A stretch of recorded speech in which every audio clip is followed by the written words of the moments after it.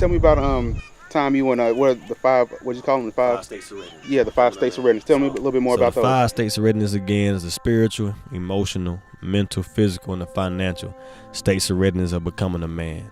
And just to go through each one. Spiritual, that's our panel discussion that we have at our men's summit, and that's called trust the process. Everybody goes through a process in life, whether you want to admit it or not.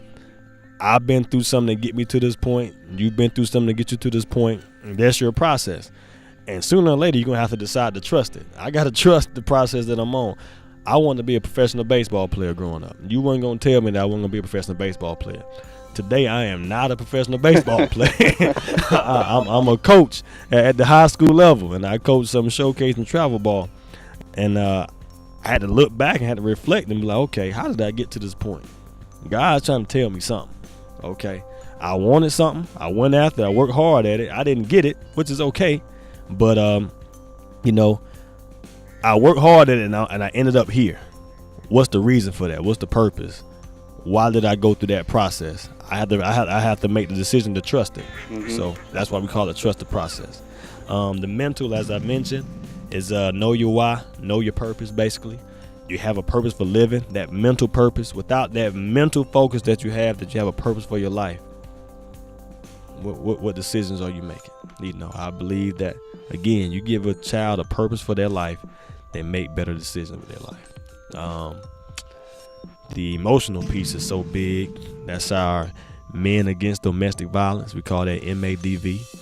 And addressing some of the key topics that's been going on in society with males and female abuse and child abuse, talking about those different situations. How do they find themselves in them situations, and what do you do if you happen to find yourself in those situations? How do you be proactive and keep yourself out that situation?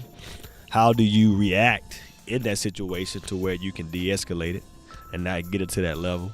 And what do you do if you witness a situation? Who are the people to call? Why is it important to call? Because hitting women is just wrong. Ain't no way around it for a man to hit a woman. I don't care how angry she may have you. You got to find a way to separate yourself from that situation. And the other part of the emotion is a stand your ground piece, dealing with the males and how to interact with the police officer if you find yourself in that situation as well. Know that there are certain laws out there that protect the police, which allows them to do this and get away with it. And you have to know that going in too. So if you're in a situation, the best thing for you to do is just be compliant. And then let's win that battle once we get you a lawyer. After. Not in the situation. You're going to always lose that battle. There's no way around it. And we let our kids know that they feel angry at first. We understand your anger. I'm angry too. I was 14 years old and got racially profiled by a police officer. Threw on the hood of the car, put in handcuffs because I fit the description of somebody who robbed the store. Now, why would I rob a store and go sit at my sister's softball game in broad daylight? I mean, I hope I wouldn't be that dumb, but I was racially profiled and I had to deal with that. But we want to teach our males how to handle those situations if ever put into it. It's not the situation itself that you're going to win at that moment. You win that battle afterwards. Once you get to the police station, if they take you in, once you call a lawyer, once you call us to come advocate for you, that's when you win that battle, not in that situation. So just be compliant, do what they tell you to do.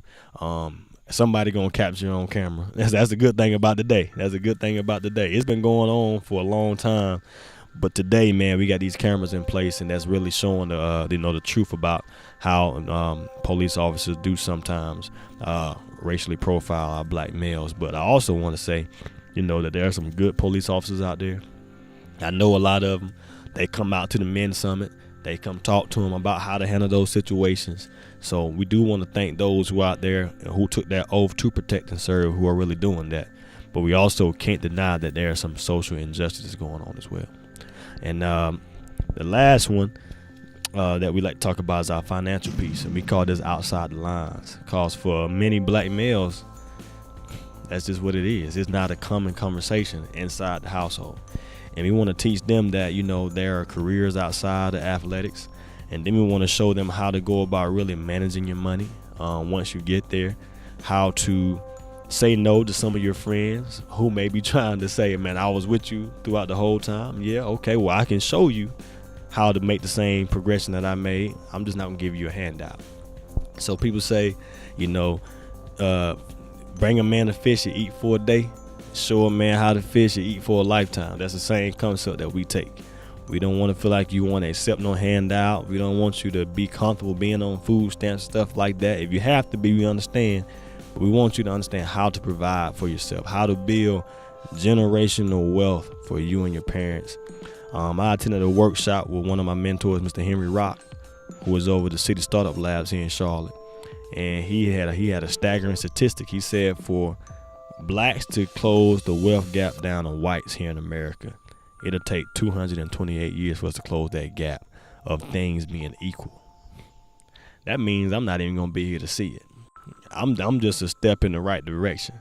So we got to get, our youth to understand that you just step in the right direction too. If you don't get your stuff together about how to handle your money properly, that 228 years is gonna turn to 300. We're gonna go backwards instead of moving forward.